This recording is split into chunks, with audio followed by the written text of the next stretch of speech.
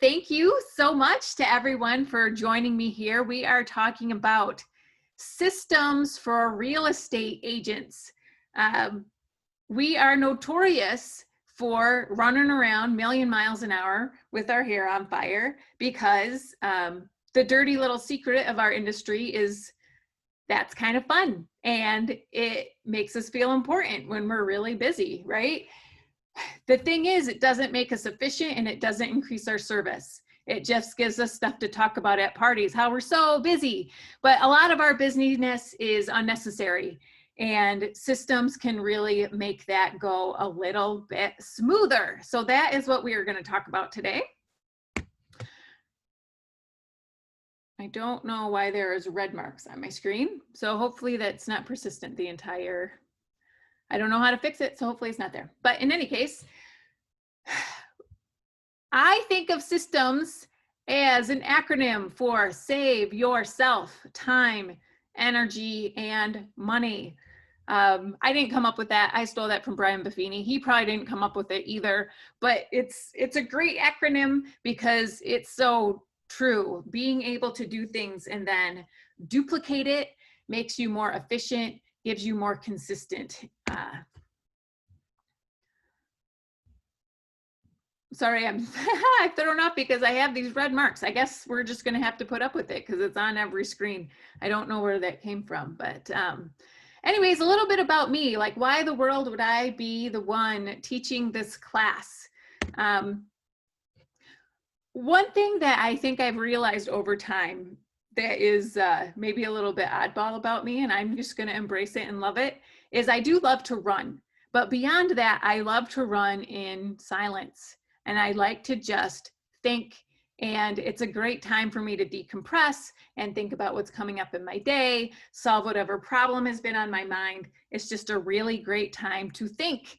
So I'm going to go ahead and call myself a thinker because I'm one of those weirdos that if I have something on my mind, I'm in the car without my radio on. And no, I don't, not that I don't enjoy listening to music, but I do love to just have some downtime to think. And sometimes that's what it needs to put together a good system, is just reflecting on the things that you do and maybe how it could be better. The other reason that I'm kind of like a linear, logical kind of thinker is I do have that CPA background. So I tend to be kind of a numbers type person, and I think in this kind of way. So that's, I think, the other reason. I have been in real estate for 16 years. Before I started, when I was considering, is this a good career for me or not? I read the book that I know a lot of you are familiar with, The Millionaire Real Estate Agent by Gary Keller. An excellent, excellent book. And he kind of got in my head from the very beginning, before I even started, be documenting your system so that someday if you want to hire an assistant, you know what to give them. So I give him a lot of credit for that, and I was thankful for that background. I've been doing this for 16 years. I've been a broker owner for 11. I'm trying to think when I got my first assistant. I think it was 2006. So that's been a few years too. That, and I only mention that because you can kind of fudge it without systems when it's just you. You might be inefficient, but you can probably get the transaction completed. Once you have a team, that gets harder and harder and harder. Also, I love to learn. And part of being a good learner is having a little bit of that mindset of, I don't know everything, I'm figuring it out. So hopefully you get that humility from me as a presenter as well. I hope you don't think, oh, wow, she just thinks she knows it all. And I don't think that. So that's the other reason I'm hoping that we have some interaction at the end. But whatever I do know, I am happy to share. I've been doing monthly lunch and learns for about 3 years now. I don't know if anybody else ever suffers from, what do they call it, imposter syndrome, where at first I was really, really hesitant to teach classes. I was doing little YouTube videos on things where experts were teaching it, and then we'd have a conversation afterwards. And I started to get to a point where I thought, you know, I can really tailor this more to the people that are going to be there if I'm the one that teaches. So here I am 3 years later. It's not every month, but it's almost every month, the fourth Wednesday of the month, like we're doing right now. And as much as possible, I try to have it set up where we can give you continuing education credit, because if you're going to learn, you might as well get credit for it, right?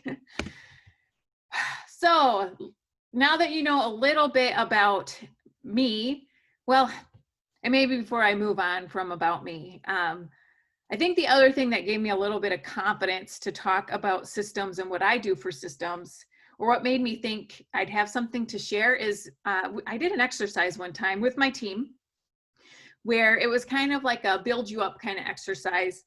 And we just kind of talked about each other and said, what do you think the people around you are good at?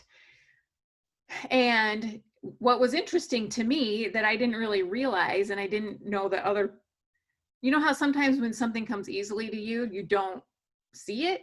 But everybody on my team said, you're really good at building systems. So we'll see if you think that's true too, but that's what we're talking about today. Systems, by definition, and this is where hopefully you got the worksheet ahead. I don't know if you've had the opportunity to print it out, but this is where we're going to start filling in those blanks. We're going to start with the definition. Systems is a regularly interacting or interdependent group of items forming a unified whole. So I got that straight out of the dictionary. I like to always define what we're talking about, but I frankly didn't find that definition that helpful on the face of things, except for that I did like that it talked about it being an interdependent group of items, because items can be a bunch of different things. And we're going to kind of talk about what makes up a system and what are the items that we're going to try to be fitting into our whole. And none of them stand alone. I think that's where some of us realtors can have a hard time, is that we remember to order the survey, but we maybe forgot to forward it to the buyer, or what, you know what I mean? Like sometimes doing the thing but not communicating that you did the thing can be an issue. And so your client's unhappy even though you've done everything. Well, if part of your system is that communications piece, that's where the interdependent thing comes together. So why are they such a big deal? I'm going to make my case for why it's worth a little bit of effort, because there is some effort up front, pays off on the back end. But first, you need to recognize that you do have systems. They might not be written down, but you probably have a way that you do things. Now, if you don't have something written down, there's a good chance that it's not a very efficient system, but it doesn't mean that you don't have one. But let's recognize what you do have, and then kind of task number one is, let's write that down. Because when systems are documented and followed, at that point, they can be delegated or improved. Like if you have a way that we always do this, and then you start seeing pressure points like, oh, I get this question from clients all the time at this point. When you start recognizing those patterns, then you can get ahead of that question and put a communication piece into your system. And then they don't feel so confused, like, I don't know what's happening next. The other thing that this does is it saves you a ton of time, because you're not constantly scratching your head going, what should I be doing next? What should I be doing right now? Especially if you have more than one file going at a time. I remember years ago, I had an assistant that was so inefficient because she didn't work off of a to-do list. So every day was a new day. Every time she completed a task, there was like a 15-minute of, should I be doing this or this or this or this? And so by the time she figured out what she was doing, time had gone by. So she only did about half of what she should have been doing. And it only was because we had systems, but following the systems is step two. Also, we're going to have a better client experience because we won't forget the small steps, especially when we get busy. Like I said, if you're used to being like a 1 or 2 transaction at a time kind of person, and then all of a sudden you have 6, all of a sudden you start feeling really overwhelmed and you're skipping steps and you're missing steps and people are getting frustrated. That's when systems are a big deal, is when you start to add volume, you forget small steps. An example of something that maybe it's still closed, but the client was a little frustrated is when you forget, if you have, like I send out a monthly mailer, don't forget to change the client's address when you're done, because you're their realtor. If you send them a postcard to their previous address, they scratch their head and go, come on, you know where I live now, right? That's the kind of thing that should be part of your system. Make sure you're changing their address afterwards. Okay, so potentially I've convinced you, but so what the world do you do? Okay, I know, that's why you're here. Step one is pay attention to what you do already and document it. Even if you think this needs some improvement, that's okay, but just pay attention to what you do. You're going to have all kinds of different systems, and we'll talk about that in just a quick second, about the different kinds of systems. Probably the most immediate one would be, what do you do when something goes pending? What do you do when you get a new lead? What do you do every month for your marketing? What do you do every year for your marketing? Pay attention to what you do already and just write it down. When you write it down, it falls into a couple different categories. One is just a checklist. It's not going to be a blow by blow. It's going to be like turn in paperwork to the front office. That's going to be a real brief reminder, versus step B would be the procedures manual, which is going to be way more detailed. That would be so that you have something prepared to give to your someday assistant. Well, what exactly does that mean? Well, we need the purchase agreement and the seller's disclosure and the blah, blah, blah, blah, blah. Make sure that it's initialed here and signed there before you turn it in. So the procedures manual will have tons of details of exactly what things should look like. The checklist is going to be the summarized brief reminder. What I recommend, especially if you don't have any documented systems already, start with the checklist. Keep it brief. Just kind of brain dump. What are all the things that you already do? They're going to kind of fall into two categories.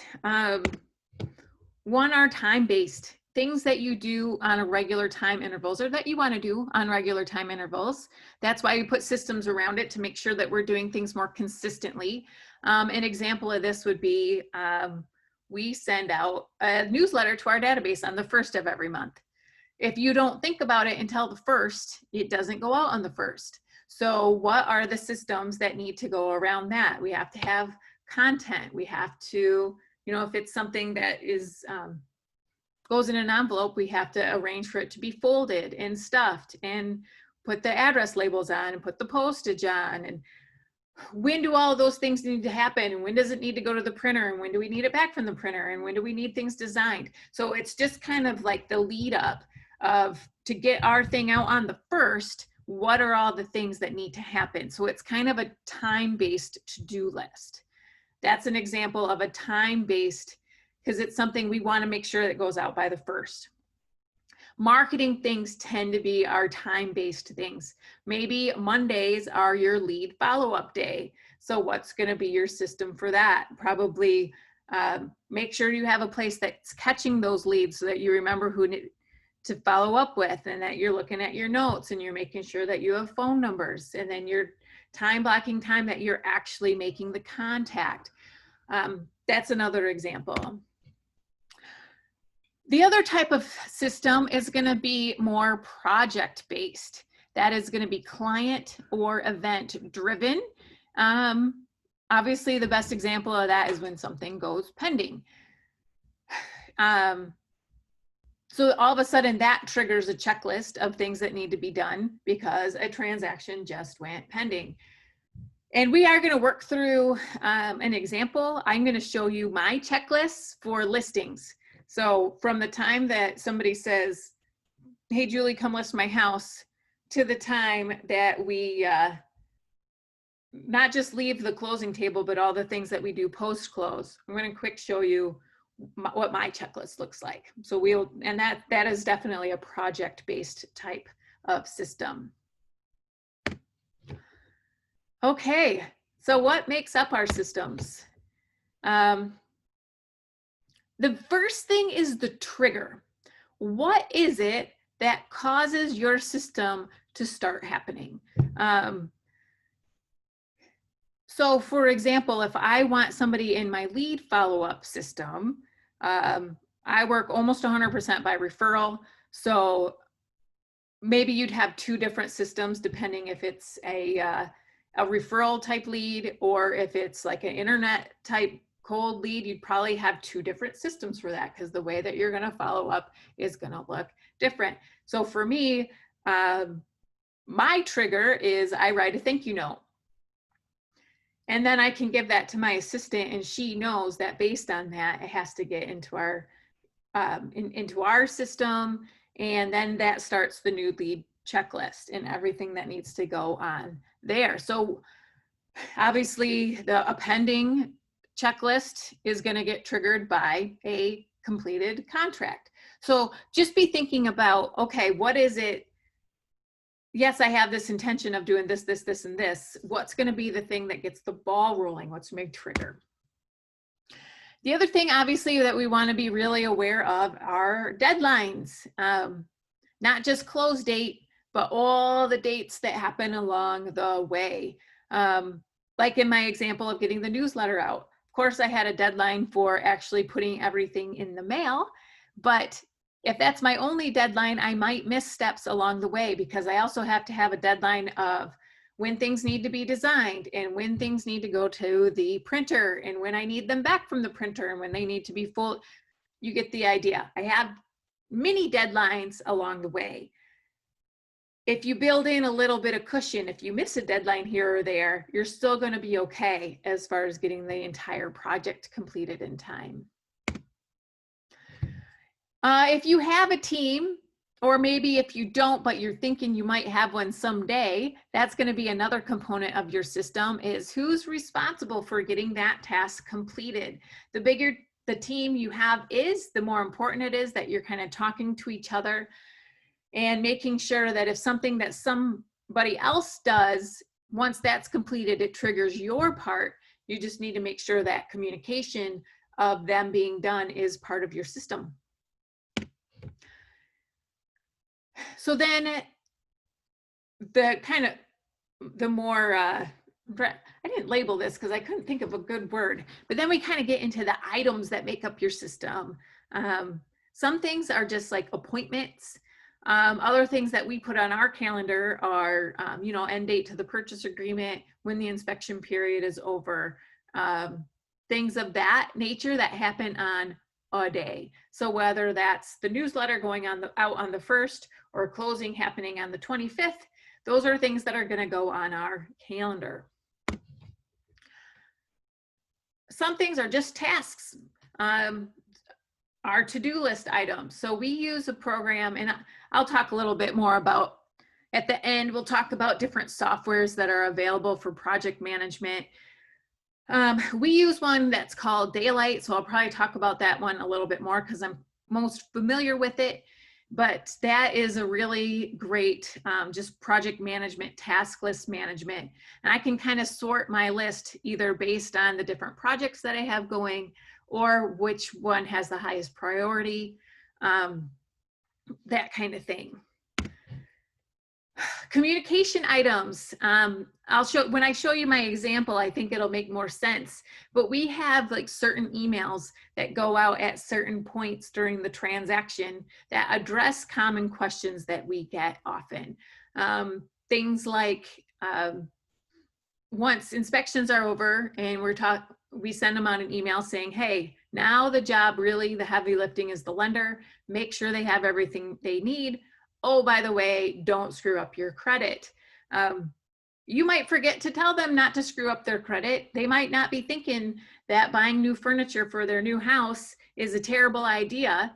But you're thinking that because you've had that happen to you before. And that's how it ended up on your systems list, right? Like, we're going to just keep getting better. And so communication items goes on my list for sure. We have certain communications that go out at certain points in the transaction. So here's my example that I keep promising to go through that I hope will make this make more sense. This is kind of an overview. The way that Daylight does it is they have what they call a pipeline. And we take people through the stages. So they start as a new lead. Then we have the items that we do before it is listed. The marketing are all the things that happen like the day that it goes live. Once it's under contract, then we hit the time of what we call it, the inspection period, everything that happens from the first day of escrow till the 10th day there during the inspection period. Then we have some items that we don't do until we know that at least inspections went well. So what's the list of everything that needs to happen then? What are things that we do right before closing? And then what do we do after close?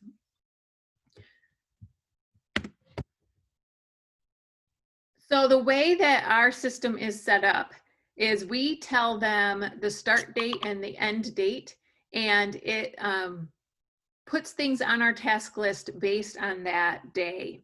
So when we get a new lead, we try to do all of this right away. You can see that they all say on start day.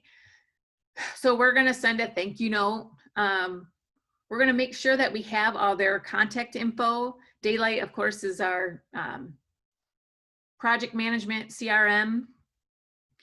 We're going to make sure that we're linking them to the referral source so that we can keep track of where they came from.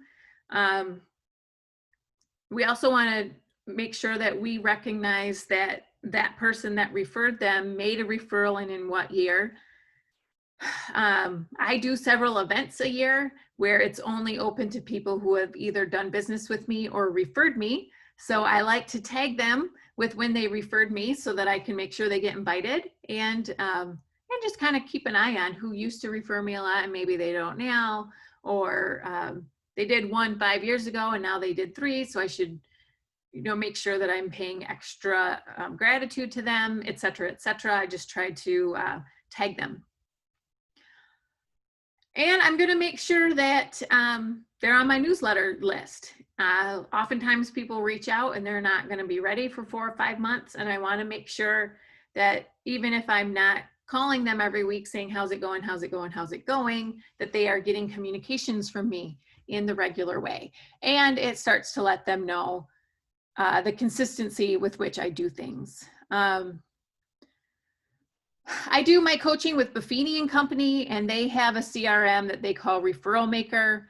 So I want to make sure that that transaction gets into there so that my coach can see it. Now, the other thing that Daylight lets us do is we code things into a keyword. This one has the key. You can't see it on this screen, but I'll just tell you because I think it helps with efficiency. We have this one coded to keyword Referral Maker. The reason that we do that is that way we can batch our tasks. This one isn't as time sensitive. I really just want it in before I talk to my coach. So we can kind of skip over it until right before my coaching call. We can go in, look at the tasks with keyword Buffini or Referral Maker, and quick do all of those. And then it'll happen. We don't forget about it, but at the same time, we can be efficient and just go into that software a minimal amount of times instead of all the time. We have an email platform that well, it's an issue, but obviously you want to automate things as much as you can. And we will talk about automation here. That is definitely a big part of an efficient system. That's one thing we haven't been able to automate as efficiently as I would like is syncing up the email to our email system. So we just make sure that it's on our checklist and that we get it done manually. Then once they give me the green light, hey, we're ready, then I'm going to send them my listing presentation. Because I work so much by referral, I don't tend to do the dog and pony show at my listing appointments. I focus more on them and what are their goals and how should we price things and that kind of thing. But that doesn't mean that I don't want them to know all the great things that I do to market their home. So I send them the listing presentation package ahead of time. I just email it to them. And that way they still know things about me. They have it ahead of time so they can read it. And when I'm there, if they have questions, and I will point things out, you know, because it is important, even if they came by referral. But, and anyways, that's a really easy thing to miss. So we have it in our system. We're going to coordinate photos. So if I know I'm going out at Wednesday to sign paperwork, I really like the photographer to be there at the same time. That way I don't have to run out there twice. Trying to increase efficiency. I also, a lot of times I have things signed on dotloop. Seller's disclosure, people tend to struggle with a little bit more. So I try to send that ahead. And it takes them a couple minutes. I don't like sitting there watching them fill out the seller's disclosure. It's just not very time efficient. So I send that to them ahead of time. They fill it out to the extent that they're able. If they have questions about it, they can ask me when I get there. And sometimes I had a bad habit of forgetting to have them sign the affiliated business disclosure. That doesn't happen as much now that we have templates set up in dotloop, but I made sure it was on the checklist so that I didn't ever forget and have a delay in ordering title because I didn't have the affiliated business disclosure. So that's where a lot of these things are born out of. You make your list the way that you have it now, and then as you notice things that are glitches, you integrate them in. So it is a live, breathing document. You don't get your checklist done and say, hey, I'm done. Anytime you notice things like, oh, this would have run smoother if I had done this and this. But that's why systems are so important. You don't have anything to tweak if you don't have systems in place already. Then look at this list. This is all the stuff that needs to happen when it goes live that first day. We do try to have some of this done ahead of time to the degree that we are able. And obviously some of these things don't happen until the next day, but in any case, look at all these tasks. And a lot of them don't take long. We just don't want to forget, especially the ones that don't take long. Those are the easiest to overlook and sometimes the most frustrating for the client. We want to send them a thank you note and let them know, hey, we know that this is frustrating, having to keep your carpets vacuumed and kids out of the house and doing whatever else. And we just want to thank them for their efforts, assure them that it's all worthwhile and that we are doing everything that we can to get them top value for their house. So if you heard me rattle that off, then maybe you're getting a sense for, I'm not thinking every time of what message I'm going to put in that note. I kind of have a system for that. You kind of know what are the things that people need to hear on the front end and write that note, right? So not that I don't tailor it. If they had something specific that they talked to me about, or if they're a friend of mine and so I know certain things about what's going on in their life or whatever, of course, personalize it. But I have that just standard verbiage that I know people need to hear at the beginning. So that's going to be part of that process. And then just how we have things organized. I have a folder of everybody I've done a CMA for in my Dropbox. Once we actually listed it, I'm going to take it out of that folder and move it into my listing documents, because that CMA folder for me is a little bit of a lead follow-up source, because I know I've done a CMA for them, so I should at least check in and see if they need anything now. Did we turn in all our documents? I had several times where I forgot to sign the line that I was supposed to and got fined for it, I think, even one time. So now it's on my checklist. I don't get fined anymore. I'm going to presume that you know how to sell real estate. I don't need to read all of them, but I'm just trying to make a point by going through an example. if you have a checklist, it kind of gives you a roadmap. You don't have to sit when you get a listing and think, what should I be doing for this one? Oh, shoot, I forgot to set up the instructions on showing time. I think that it defaulted to something, but it actually was a combo box and I forgot to put that in there. This is just born out of things that you maybe forgot to do one time. Now, there's a temptation to not look at the checklist when you feel like you know what you're doing. So I want to make a strong point about this. Make the checklist so that, like, detail goes in the procedures manual, and that is very necessary, but that's where the detail should stay. The checklist isn't for that. The checklist is to make sure it's a little reminder. Load info to the MLS. Like, obviously that's just a little, like, in a way, an obvious one. Of course you're going to put it on the MLS. But part of that is making sure we know who's doing that. And the detail is going to go in that procedures manual, how you load things into the MLS. So that's where checklists are kind of deceiving. Load info to the MLS takes longer than setting up showing time, but yet they're both just one list, one checklist item. So a lot of these you can just go bam, bam, bam, bam. But the checklist itself is a communication tool. If anybody else on the team wants to know where things are at, they can look at the checklist. As you get more confident and maybe you don't have a lot of transactions going on and you know you already installed the sign, and so it kind of feels pointless that you're going through this checklist again, that's when things start to fall apart. Just make it a habit, whether it's a Word doc that you print out and it goes on the front of your file and you're checking it as you go, or you have an electronic system like we have. Either one, it really doesn't matter how old school you are, just get it done. And I've had instances where things closed, things went fine, but I could tell that the checklist wasn't followed because of the little things. We didn't have an Instagram post for that one. Why not? We weren't following the checklist is usually the answer to that. So that's really a key component, is write it down and then follow it, of course. Now there might be some things like schedule an open house. I don't always do an open house. Depends. Things sell so fast. Unless I really want to do one, I usually don't need to do one. Maybe the client doesn't want to do one, but I'm going to think about it because it's on the checklist. And if we decided not to do an open house, they don't want one, I'm going to just check it off so that I'm done thinking about it.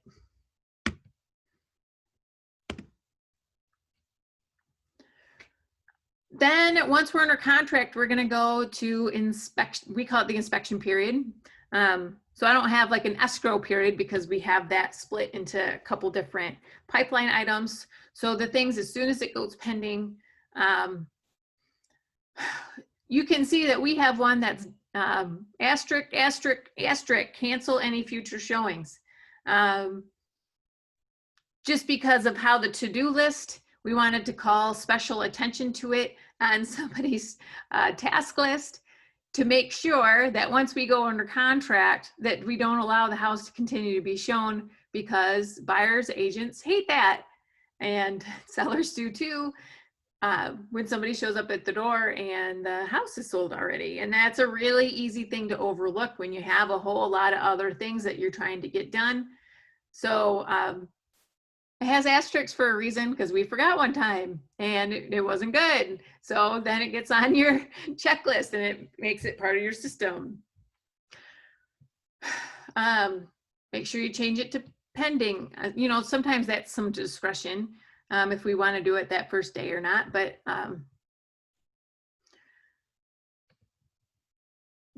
the other thing that we just recently added is order the closing gift.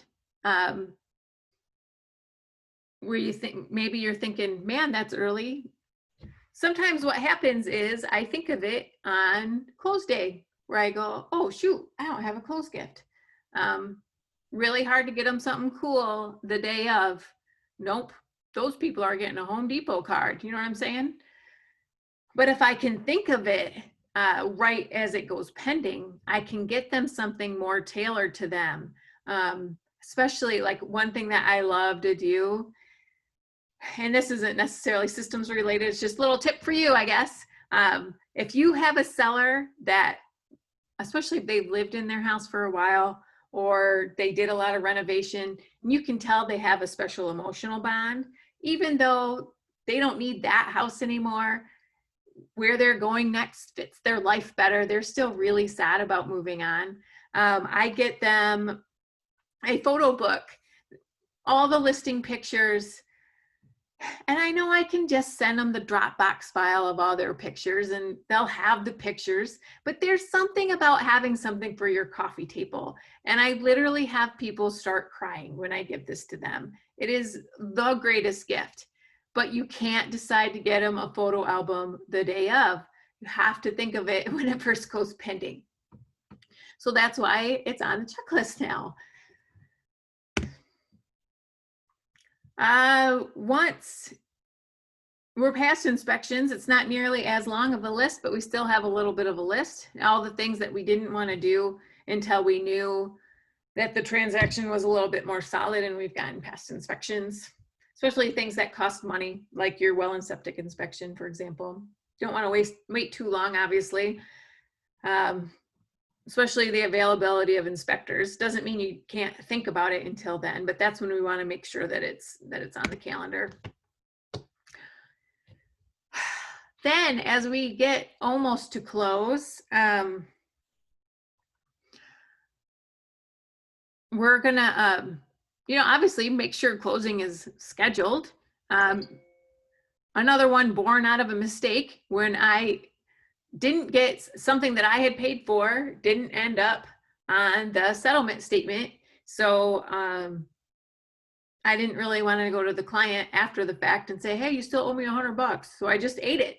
I didn't need to eat it. If it would have been on the settlement statement, then the client would have been reimbursing me through close, and that would have been great. So now it is part of my checklist. So what I try to do is, as I have invoices, I'm sending them to the title company in real time. Sometimes it gets lost in the shuffle for whatever reason. So 3 days before, I'm sending them all that stuff again, making sure that they have it so that I don't eat it. So those are one of those. So it's on the checklist because, so that little line item that I just gave you for free, I paid like $300 for. So there you go. You're welcome. Again, the purchase closing gift is on there, just making sure that that was completed. And determine the key exchange. I don't know how long you've been in the business, but back in the day, we used to sit at the table at the same place with everybody, and the seller would bring keys with them in their pocket, and they'd take it out of their pocket and they'd toss it across the table to the buyer. We didn't have to determine the key exchange because everyone was physically in the same location, but now we almost never do that. All these split closings that we end up having. I think actually there's a lot of positives to split closings in a lot of ways, but one of the annoying things is, how do we get keys? So just make sure you're having that conversation. Are they going to leave it under the mat? Are you going to go and get it out of the key box? Et cetera, et cetera. But just be having that conversation. And you won't forget because it'll be on your checklist.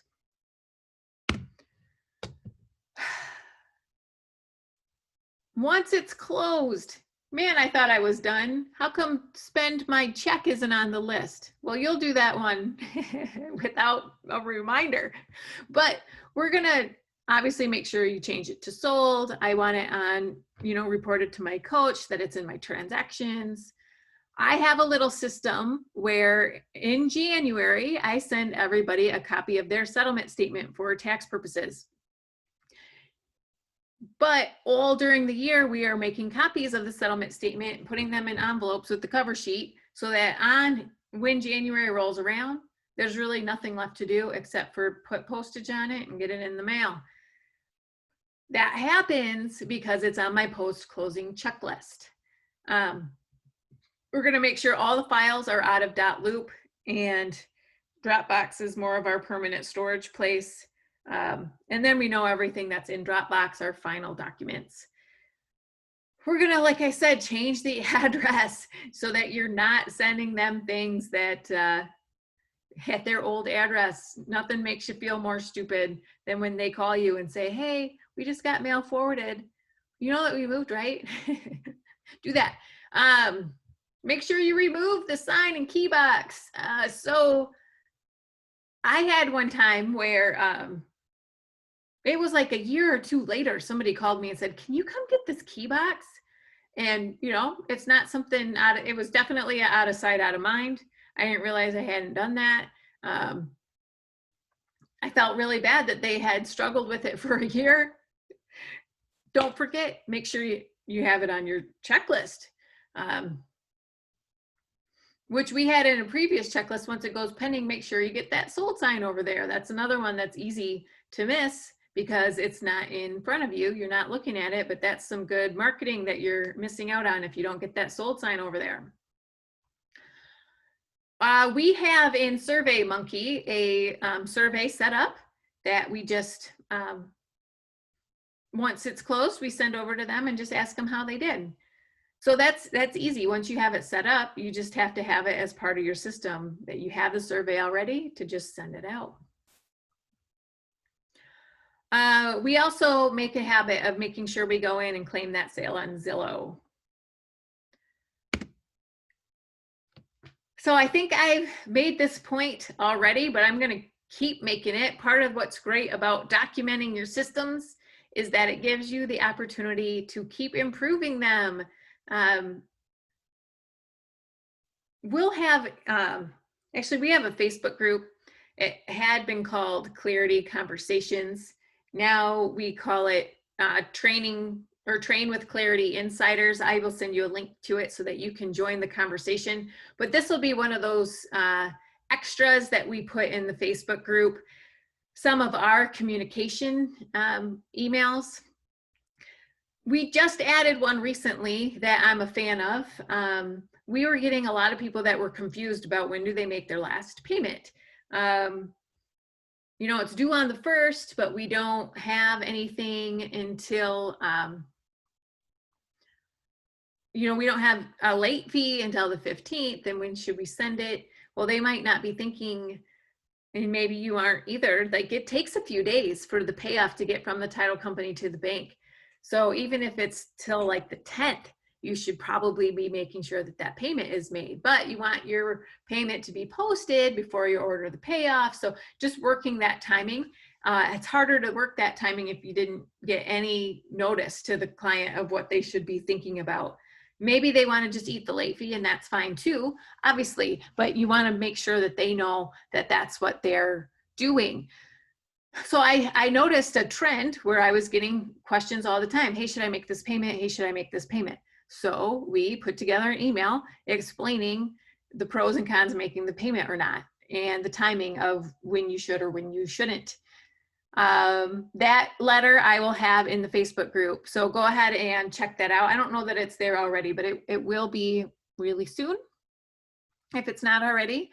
We'll also do a recording of this if there's anything like any of my systems that you wanted to take a screenshot out of or whatever, just to get a start to your own checklist.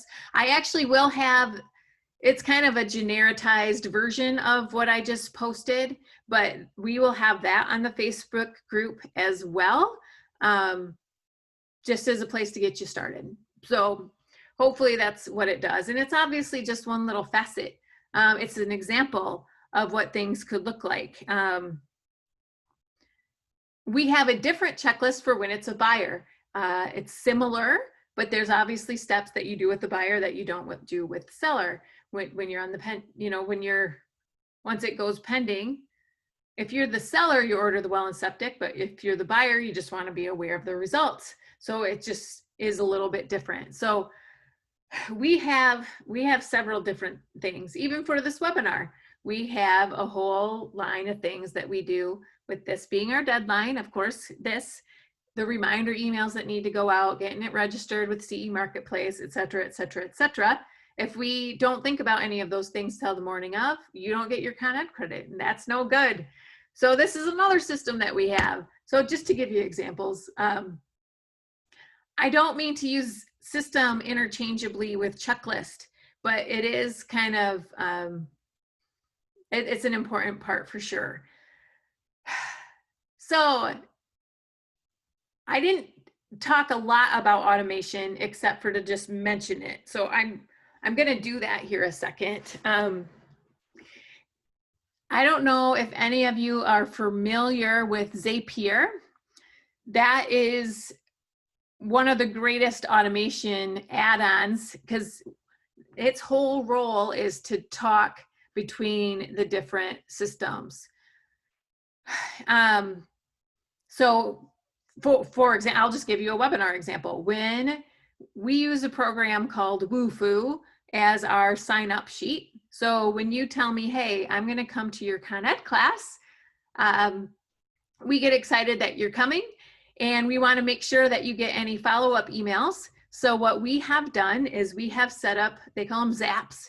We set up a Zap through Zapier where it talks to Wufoo, and the email address that you gave us in Wufoo gets zapped over to MailChimp.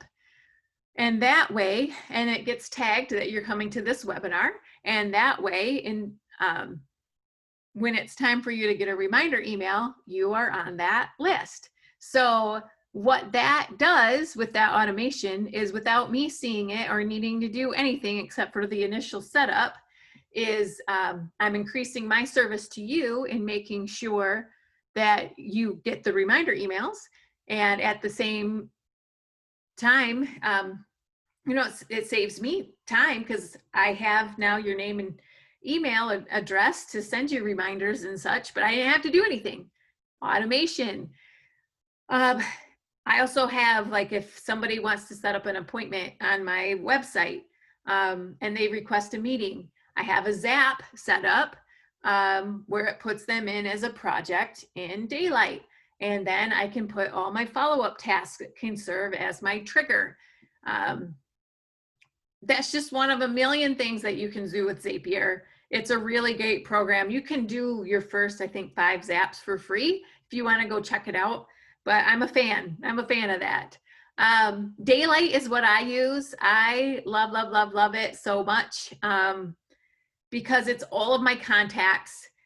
It is also the projects, as I showed you, the pipelines. And as part of those projects, I can also tie in anybody who's involved with it. So linked to that project, I know who's the buyer's agent. If I'm the listing agent, I also knew who's the client, who's the buyer's agent, who's the buyer's title company, who's our title company. And I have all that linked right there in the file. So if anybody else needs to pick it up, they just look in Daylight, they look at that project, anything that they need to know is all right there, and it all links in, and it links to my email. So any email that I send to anybody that's attached to that project gets copied into there. It's just a great one-stop shop. Really, really like it. So couple others that are really popular for doing project management that I don't know if you've heard of them, but Asana is really popular. Monday.com, Trello. I haven't used all of them, so it's hard for me to speak about the differences. Like, I've looked into them, but Daylight just does what I need it to do so well that it's been hard for me to switch platforms. I like to keep an eye on them though, just in case there is something I'm missing out on. But those are 3 to look into, and they all have like free trials to see like which one fits you the best. Those are kind of the popular ones, but I know we had a question up front about CRMs. This isn't that. Daylight is. Daylight has all my contacts and all my leads and all my, and it has like it has, I don't want to say automated emails, but it does have email sets that are done where all I have to do is send it out. I have it integrated in with my MailChimp if I want things to just go out without me having to touch it. The CRM that Beyond Daylight that I use is the Referral Maker one also, because I like how it's set up to work by referral. I haven't seen a lot of other CRMs that let me kind of, it sounds terrible to say, so I hate saying it because I'm not rank ordering anybody as people. So I want to be clear about that, but I do want to rank order them as far as their potential for enhancing my business. So it doesn't mean I like somebody better. It just means they've given me more referrals. So I have people ranked as A, B, C, D based on that. And I don't know any other CRMs that allow me to do that. And they help me know who to keep in touch with and who I should be calling and who I haven't called lately and things like that. So that's what I use for CRM.